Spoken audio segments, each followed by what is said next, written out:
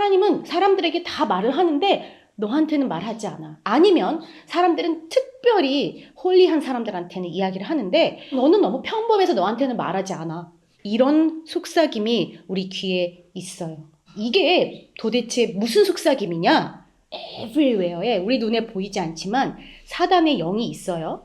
그래서 참 악한 일들이 많이 일어나잖아요.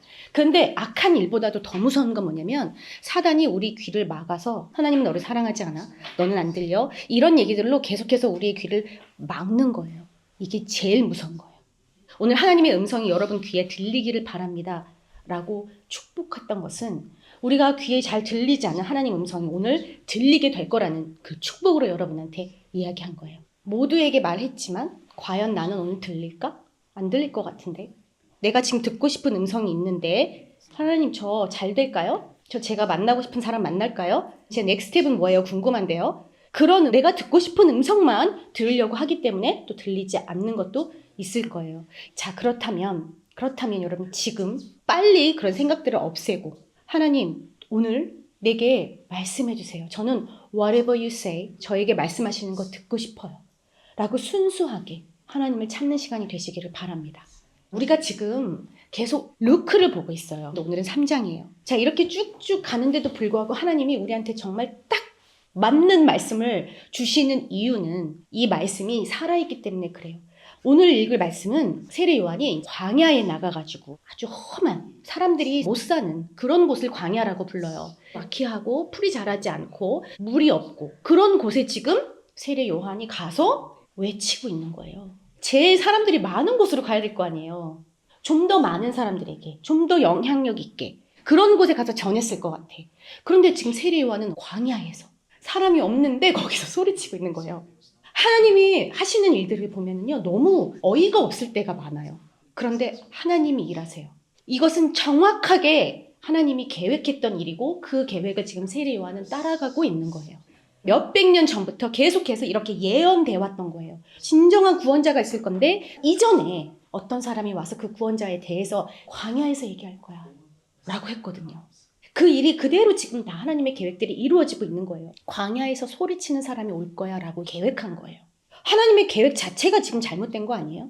하나님의 계획을 자세히 들여다보셨어요? 왜 그랬을까? 이 광야에서 외치고 세례를 주고 이런 모든 과정에 도시에 살고 있는 사람들, 빌리지에 살고 있던 사람들이 이 소리를 듣고 싶어서 여기까지 왔어요. 그냥 뭐 퍼레이드 한다 그래가지고 가볼래? 이게 아니잖아요. 아우테아라 광장에서 루나 페스티벌 한대 이래서 가보는 게 아닌 거예요. 알버트 팍에서 어떤 사람들이 영어도 잘 못하고 노래도 잘 못하는데 거기서 내가 평소에 궁금했던 예수에 대해서 얘기한대. 나 가보고 싶어. 나 이번 주에 가볼래. 그래가지고 굳이 토요일 날 그것도 4시에 가서 보는 거예요. 여러분 이런 사람이 있었어요 어제? 여러분 그렇게 소리 내야 해요. 여기가 광야일지언정 아무도 듣지 않을지언정 하나님이 그곳에 가서 말하라고 하니까 하는 거예요. 그러면 그 소리를 듣고 찾아오는 사람들이 있어요. 어떤 사람인 줄 아세요? 이 광야까지 가는 길이 얼마나 험했을까? 거기 가서 도대체 무슨 소리를 들으려고 여기까지 찾아왔을까? 지금 하나님에 대해 너무나도 궁금하고 그 인생이 너무나도 처절하고 상처투성이고 풀리지 않는 문제가 있고 내 미래가 궁금하고 도저히 하나님 아니면 이거에 대해서 안서해 줄 수 있는 곳이 없기 때문에 지금 여기까지 이 사람들이 찾아온 거란 말이에요. 그러니까 아무나 지나가다가 들린 곳이 아니에요. 지금 이 광야까지 분명히 이 사람들은 하나님을 desperate 정말 간절히 알고 싶어서 나온 사람들이에요. 이런 사람들에게 세례 요한이 뭐라고 하는지 자 우리 볼까요? 요한이 세례받으러 나오는 무리에게 이르되 독사의 자식들아 누가 너희에게 일러서 장차 올 진노를 피하려 하느냐. 그러므로 회개에 합당한 열매를 맺고 속으로 아브라함이 우리 조상이라 말하지 말라. 내가 너희에게 이르노니 하나님이 능히 이 돌들로도 아브라함의 자손이 되게 하시리라. 이미 도끼가 나무 뿌리에 놓였으니 좋은 열매 맺지 아니하는 나무마다 찍혀 불에 던져지리라. 무리가 물어 가로되 그러면 우리가 무엇을 하리이까? 이렇게 알고 싶어서 나온 사람들에게 심지어 아브라함의 자손들 그러니까 유대인들 하나님의 말씀을 잘 지키고 하나님의 뜻대로 산다고 자부하는 사람들 또는 정말 선하게 사는 사람들이 지금 여기 온 거예요. 근데 그 사람들한테 거기까지 찾아온 그 마음 여린 상처 입은 또는 진짜 하나님을 알고 싶은 그 간절한 사람들한테 지금 세례요한은 사단의 자식들아 하나님은 심판의 하나님이시니까 분명히 심판을 하실 거고 분명히 너희가 저지른 죄에 대해서 저주를 받아야 마땅한 너희들에게 누가 그 저주를 피하라고 피할 수 있는 이런 복음의 자리로 들을 수 있는 자리로 나오라고 도대체 누가 얘기해 줬냐? 이렇게 말하는 거예요. 이 세례 요한의 음성이 여러분한테 어떻게 들리세요? 그 사람들한테 너네 조상이 아브라함이라고? 나는 아브라함의 자손이니까 구원받을 거고 나는 뜻대로 잘 살았고 모태신앙이니까 아니면 난 하나님을 알아왔으니까 나는 꽤 잘 사는 사람이니까 이러고 있는 사람들에게 내가 말하노니 하나님은 이 돌들로도 아브라함의 자녀를 만들 수 있어. 지금 너가 꽤 잘 살았다고 생각하나 보지? 아니, 하나님은 다른 무엇을 들어서도 하나님을 찬양하게 할 수 있고 너 특별하지 않아 라고 얘기하는 거예요. 그러면 당연히 사람들은 흥! 하고 지금 돌아서야 되는데 이 사람들이 그러면 도대체 내가 뭘 해야 됩니까? 이 사람들은 지금 너무나도 이 하나님의 음성을 듣고 싶고 알고 싶은 거예요. 지금 이렇게 하시하게 이야기하면서 세례 요한이 회개하라고. 너네 제대로 회개해. 내가 얼마나 선하게 살아왔는데 하나님 말씀대로 살아왔는데 회개하라고. 그 말부터 자존심이 상했을 거예요. 그런데 거기다 그거에 합당한 열매를 맺어 라고 해요. 나? 내 온 삶이 열매야. 내가 얼마나 하나님 뜻대로 잘 살고 있는데 지금 이런 사람들에게 회개하라는 말을 했을 때 이 사람들이 마지막에 그럼 내가 뭘 하면 되겠습니까? 하나님이 이 마음을 열어주신 거예요. 예수님도 똑같은 말을 했어요. 예수님도 회개하라. 천국이 가까웠느니라 이렇게 얘기해요. 이게 여러분 하시예요? 이게 여러분 못된 말로 들리세요? 나 나름 열심히 하고 있는데 하나님 나한테 왜 이런 말을 하시지? 라고 들리세요? 자, 이렇게 들린다면 지금 여러분 안에 하나님의 음성을 제대로 들리지 못하게 하는 사단이 여러분의 귀를 막아놓고 마음을 막아놓고 있는 거예요. 완전하신 하나님이 아담과 하와가 죄를 짓고 쫓겨난 그 순간부터 하나님이 계획한 거예요. 완전하신 창조주이신 하나님이 이걸 계획했다고요. 그러니까 이게 틀릴 리가 있어요? 잘못될 리가 있어요? 안 이루어질 일이 있어요? 하나님은 완벽하신 분이에요. 그래서 이 일을 지금 정확하게 다 이루고 계시는 거예요. 그런데 하나님이 이걸 보고 good news라고 했어요. 복음, 좋은 소식. 자, 좋은 소식인데 회개하라? 합당한 열매를 맺어라? 사단의 자식들아? 천국이 가까웠다? 이런 말을 하는 거예요. 그 완전한 하나님의 계획이 이루어진다는 것을 신뢰하고 믿고 있다면 여러분 이 말씀은 어떻게 들릴까요? 이 음성은 우리에게 하나님의 마음을 그대로 알 수 있는 사랑의 음성으로 들릴 것입니다. 자, 이게 어떻게 사랑의 음성이냐면요. 하나님은 한없는 사랑이세요. 동시에 하나님은 심판자이세요. 죄에 대해서는 하나님은 정확히 심판하십니다. 여러분, 만약에 여러분이 가장 사랑하는 사람을 털처링 해가면서 죽인 사람들을 여러분도 가서 똑같이 털처하고 죽이면 여러분 속 시원한 줄 아세요? 우리 삶에 저글링 되는 순간들, 사건들이 너무 많은데 이것에 공정하게 심판하시는 하나님이 계세요. 뒤에서 몰래 하는 것도 또는 혼자 머릿속에서 짓는 죄까지도 하나님은 정확하게 아시고 그걸 심판하세요. 그건 나쁜 게 아니라 모두를 위해 정말 필요한 거죠. 그러니까 그 심판이신 하나님 앞에 우리는 모두가 어쩔 수 없는 죄인이에요. 아담과 하와 때부터 죄의 그냥 굴레 속에서 계속 살게 돼버렸어요. 목사님 저는요 그닥 죄를 짓진 않거든요 라고 말할 수 있어요. 어제도 잠깐 얘기했어요. LGBT 퍼레이드가 있었는데요. 걔네들을 보면 혐오스러워요. 너무 싫어요. 또 가끔은 레이시스트들도 있어요. 어떤 민족을 보면 저 민족들은 왜 그럴까? 이런 생각들이 들고 판단되는 경우들이 있어요. 여러분 그 상황이 그렇게 길러졌다면 우리도 똑같은 상황에 닥칠 수 있어요. 그러니까 우리도 그들과 똑같다가 아니라 죄라는 건요. 여러분 아무도 모르는 거예요. 우리도 그 죄를 충분히 지을 수 있는 자리에 있을 수 있었다는 거예요. 그 상황에. 그리고 혹시 지금 여기 있는 분들도요. 지금 아무도 모르는 자기만의 죄를 다 짓고서도 자기가 스스로 그거를 합리화시키고 이게 무슨 죄라고 compared to horrible stuff 그렇게 죽이고 엉망으로 사는 사람들에 비해 나는 좀 괜찮아라고 착각하는 사람들이 있다라는 거예요. 그런데 심판자이신 하나님은 죄인들 앞에서, 의인들 앞에서, 심지어 사단 앞에서, 천사들 앞에서 공평하게 이것을 정확하게 심판하시는 분이라는 거예요. 그러니까 누구 죄는 봐주고 누구 죄는 더 험하게 벌주고 이럴 수 없어요. 하나님은 공평하거든요. 여러분 사랑의 하나님인가 동시에 이 공평하신 하나님을 절대 잊어서는 안 돼요. 이런데 이 하나님이 지금 복음으로 굿 뉴스로 우리에게 와서 이제 죄로부터 끊어지고 이제는 진짜 생명을 가지고 살게 해줄 거야. 그것을 몇 천 년부터 계획하고 이제 그 일을 이룰 거야. 지금 그 모멘트야. 내가 내 사랑하는 내 하나밖에 없는 아들 예수를 죽여서 너를 구원할 거야. 지금 이 모멘트가 왔어. 그러니까 빨리 회개하고 이 구원을 받아! 라는 지금 사랑의 메시지인 거예요. 그러니까 얼마나 다급했으면 세례요한이 너네는 다 사단의 자식들이야. 어쩔 수 없는 죄의 굴레 속에서 계속해서 죄를 짓고 살고 있잖아. 그런데 너희를 위해서 예수님이 오셨으니까 빨리 회개해. 그리고 그것에 합당한 삶을 살아. 그 기회가 지금 주어졌어. 라고 좋은 소식을, 지금 사랑의 메시지를 전하고 있는 거예요. 여러분, 이 음성이 들리세요? 자, 이 독사의 자식들의 삶은 어떤 삶인지 들여다보도록 하겠습니다. 삶이 너무나도 허무합니다. 특히 이 허무함을 느끼는 사람들은요, 열심히 산 사람들이 더 느껴요. 열심히 살았으면 그것에 합당한 삶을 살아야 되는 거 아닙니까?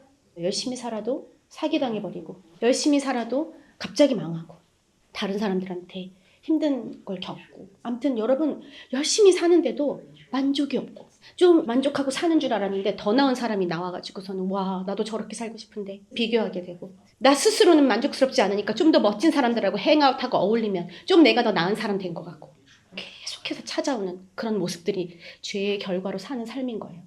이번에 우리 성도 중에 한 분이 대단한 사람을 만났더라고요. 주식 프로그램 러닝을 해놔서 사람들한테 주식을 어떻게 팔아야 되고 사야 되는지를 알려주는 컨설팅 일을 하는 사람인데 27, 8인데 하루에 몇 억씩 들어오는 거예요. 그냥 프로그램만 돌려놨는데도. 그러니까 그 사람의 삶은 너무나도 다른 삶이더라는 거예요. 매일마다 미슐랭 이 나라 저 나라 비행기 타고 가서 맛보는 삶. 그런 삶과 내 삶이 비교되면서 나는 뭐 하고 있지 지금 여기서? 나는 왜 이렇게 살아야 되지? 라는 이런 허무함이 올 수 있죠. 계속해서 이런 비교와 죄의 굴레 속에서 살게 되는 거예요. 자, 또 공허함. 삶의 목적이 없기 때문에요. 만족이 없어요. 무언가를 계획해서 이뤘는데도 계속해서 공허하고 또 그 다음 뭘 해봤자 계속해서 공허해요. 예전에 했던 내가 뭐 잘해놨던 걸 가지고 자꾸만 내 삶을 채워요. 다른 사람들한테 나의 이야기를 하면서 막 동조를 구하고, 이런 공허함도 계속해서 이 죄의 굴레 속에서 사는 사람들의 결과예요. 자, 그 다음 요즘 아주 흥행하는 거. 두려움. 아무리 열심히 살아도 비즈니스를 잘해도 계속해서 두려워요. 계속해서 그 결과로 욕심이 생겨요. 돈을 더 많이 벌기 위해 다른 사람들을 더 속이거나 돈을 더 붙여가지고 더 받고, 옷도 그냥 몇 벌이면 되는데 계속해서 더 치장을 하고 좀 더 나를 더 멋있는 사람으로 보이기를 원해요. 왜냐면 다른 사람보다 내가 좀 더 나아야 되거든요. 이거는 그 안에 두려움 속에서 나오는 모습이에요. 먹을 것도 더 싸놔야 돼요. 왜냐면 두렵기 때문이에요. 여러분, 되게 유치하게 들리죠? 여러분, 이런 두려움이 우리 삶 속에 가득해요. 나 자신을 좀 더 나은 사람으로 보여야 되는 그런 강박에 갇혀 있어요. 다 두려움 때문이에요. 못하겠으니까 도망쳐요. 회피해요. 다른 사람들하고 비교해요. 시기해요. 질투해요. 계속해서 이런 걱정, 염려들이 내 삶에 다가와요. 이 모든 것이 여러분 죄의 결과예요. 더 나아지고 싶어서 우리는 열심히 노력하지만 결국에는 이 굴레 속에서 빠져나올 수가 없는 거예요. 이걸 너무너무나도 잘 알고 있었던 그 사람들이 지금 이 복음 앞에 나아온 거예요. 복음을 들은 사람들은 오늘 세리들, 군인들, 시민들, 여러 종류의 사람들이 나와서 이렇게 얘기해요. 나는 너무너무 허무했고 나는 공허함을 압니다. 나는 이런 삶을 살고 싶지 않습니다. 전 이 불안에 갇힌 삶, 염려와 근심이 가득한 이 삶 속에 살고 싶지 않습니다. 저 복음 듣고 싶어요. 이렇게 나온 사람들이었어요. 이 죄의 굴레를 내가 해결할 수 없습니다. 저 정말 제대로 된 삶을, 진짜 의미 있는 삶을 살고 싶어요. 하고 나온 사람들이에요. 그래서 이 사람들은 오늘 이 하나님의 음성이, 이 사랑의 음성이, 심지어 사단의 자식들아라고 하는 이 음성이 들린 거예요. 그러면서 그러면 우리가 어떻게 해야 됩니까? 라고 물은 겁니다. 그러니까 세례요한이 이렇게 얘기해요. 그동안 지은 죄 그만둬 라고 얘기하고요. 너가 가지고 있는 여벌의 옷들 나눠줘. 음식 나눠줘. 그리고 하나님 보기에 나쁜 짓 하지 말고 아주 자세하게 알려줘요. 이 시대에는 뭐 옷 한 벌 갖기가 쉽지 않았거든요. 그러니까 지금 우리가 생각하는 것처럼 뭐 옷장에 최소한 우리 한 10벌 이상은 있잖아요. 그쵸? 그런 걸 얘기하는 게 아니잖아요. 내가 가진 소유, 이것에 최소한을 내버려 두고 나머지를 다 나눠줘버리라는 거예요. 계속해서 쌓였던 내 욕심들, 나를 가꾸기 위한 것들, 무시받고 싶지 않아서 나를 계속해서 치장하고 내가 쌓아온 어떤 안전을 버리라는 거예요. 이전에도 이런 하나님의 말씀이 있었잖아요. 그 사람들이 이걸 읽지 않은 게 아니에요. 그 구약대로 행했어요. 그런데 지금 그 율법을 지켜라, 하나님의 법을 지켜라라고 말하는 게 아니잖아요. 아주 실질적으로 회개의 결과는 이런 거야. 이런 행실까지 다 하는 게 회개야. 라면서 자세하게 삶에 어플라이 되는 것까지 지금 세례요한은 이야기하고 있는 거예요. 그 전에 얘기했던 부모를 공경해라, 간음하지 마라, 도둑질하지 마라, 거짓말하지 마라. 지금 이런 걸 얘기하고 있는 게 아니에요. 그게 잘못됐다는 게 아니에요. 너희가 이런 거룩한 삶을 살 때 하나님과 하나가 돼. 하나님과 관계를 맺으며 살아. 그리고 너희가 죄에 끌려다니지 않는 삶을 살아 하고 이미 하나님이 법을 줬는데 그 법을 맙소사 하나님하고 깊어지는 관계 속에 쓰는 게 아니라 그 법을 그것만 따르면 되지, 그리고 딱 그것만 지키고 나머지는 내 멋대로 하는 삶을 사니까 와우, 계속해서 그 죄의 굴레 속에서 평안 없이 사는 거예요. 그게 너무나도 마음 아프신 예수님이 하나님, I'm going, 저를 보내주세요. 저 마음 깊은 곳에 하나님을 무시하고 하나님을 알려고 하지 않는 저 백성들, 그저 하나님의 법만 지켜버리고 그 다음 돌아서서 자기 멋대로 사는 사람들, 그런 사람들에게 저를 보내주세요. 제가 그 죄를 대신해서 죽을게요. 그리고 저 사람들을 용서해 주세요. 그 복음이 지금 실천되고 있는, 지금 그 계획이 이루어지고 있는 상황이에요. 그러니까 여러분, 이게 저주입니까? 이 예수님의 이 사랑이 혹시 느껴지세요? 심지어 이 뒤에 세례요한이 나는 너희에게 지금 이 회개할 수 있도록 인바이트하는 물로 세례를 주면서 복음을 전하고 있지만 나보다 더 능력 있는 분이 오실 건데 나는 그분 신발끈 매는 것도 너무 두려울 만큼 너무나도 귀한 분이야. 근데 그분이 오셔서 너희에게 성령과 불로 세례를 줄 거야. 너희 마음이 죄로 가득 차 있는데 그거를 태워버리실 거야. 하나님의 거룩한 영이 오셔서 너네 안에 임하실 거야. 그분이 오시면 그 일이 일어나. 어떻게 그 일이 일어날 수가 있죠? 예수님이 십자가에서 못 박혀 주셔버리고 더 이상 우리의 죄를 하나님이 보지 않으시겠다고 작정하는 그 순간에, 그리고 우리가 성령님, 저는요 내 스스로 죄의 문제를 해결할 수 없으니까요 대신 와주세요 라고 믿고 의지하는 순간에 이 완전하신 하나님, 사랑의 하나님, 심판자이신 하나님을 의지하고 믿는 그 순간에 우리 안에 성령이 오셔서 우리를 가득 채워주시고 이끌어주시는 거예요. 의의 길로. 더 이상 죄가 보기 싫어지게끔 이끌어주시는 거예요. 그러면서 세례요한이 뭐라고 하냐면 타작 마당을 깨끗게 하고 알곡을 곳간에 저장하기 위해 그분은 손에 키를 드셨다. 쭉정이는 꺼지지 않는 불에 태워버릴 것이다. 이 나라는 이제 타작 마당이 있어요. 별을 뜯어오면은 별을 놔두고 그거를 막 쳐요. 그러면은 밑에 곡물이 다 떨어져요. 그 다음에 그 리프 같은 거, 줄기 같은 거를 다 걷어내고 거기서 떨어진 곡물들을 바구니 같은 거예요. 근데 그 바구니에다가 탁 이렇게 넣어가지고 마치 쌀처럼 탁 생겼는데 그 안에는 빈 애들은 다 떨어져 나가고 그 안에 쌀이 벼가 딱 있는 애들은 남아요. 무거우니까. 그래서 이 키질을 하는 거예요. 그렇게 하는 장소가 있었어요. 타작마당을 깨끗하게 하고 알곡을 곳간에 저장하기 위해 그분은 손에 키를 드셨다. 쭉정이는 꺼지지 않는 불에 버릴 것이다. 자, 예수님이 오셔서 이제는 정말 키를 들고 고를 거야. 알곡을 고를 거야. 하나님을 정말 찾는 사람들, 하나님의 자녀들은 내비두고 겉으로는 믿는 척하면서 속은 빈, 하나님을 진짜 알지 못하는, 알고 싶어 하지 않는, 자기 멋대로 사는, 율법만 따르면서 잘 사는 것처럼 사는데 사실은 아닌 그 마음이 없는 사람들은 버릴 거야. 꺼지지 않는 불에 지옥에 버릴 거야. 여러분, 이건 지금 심판의 이야기예요. 그런데 다시 이야기합니다. 이게 사랑의 음성이에요. 그러니까 뭐 하라는 거예요? 그러니까 지금 돌이켜. 그러니까 알곡이 돼야지. 하나님 의지해. 하나님 앞에 나와. 너가 잘못 알고 있는, 믿는다고 착각하거나 너가 의롭다고 스스로 너의 죄를 해결할 수 있다라고 생각하는 그런 것들을 내려놔 라는 사랑의 메시지입니다. 저는 말씀 준비하면서 하나님 한 번 탁 털고서 너 죄인, 너 의인 이렇게 나누지 않아주셔서 감사합니다. 할 때 솔직히 알곡도 날아갈 수 있잖아요. 그러니까 하나님 좀 더 많이 더 해주세요. 더 많이 몇 번 해가지고 좀 더 많이 살려주세요. 이런 기도가 나오더라고요. 무슨 얘기냐면 하나님의 음성을 듣지 않고 자기가 옳다고 그런 사람들을 알아요. 하나님 알지만요. 그래도 좀 살려주세요. 제 마음보다 예수님은 1000배, 10,000배 더 사랑으로 하나님께 구했을 겁니다. 그랬기 때문에 예수님은 자기의 목숨을 다 주고라도 우리를 살리고 싶어서 그 십자가의 길을 걸으셨을 거예요. 여러분, 구약의 이스라엘 백성들의 삶을 쭉 보면 하나님의 가르침을 받고 또 그 법을 잘 지키고 선하게 살면서 자기들이 구원받았다고 생각했어요. 근데 그게 얼마나 잘못된 것인지 우리는 성경을 통해서 알 수 있죠.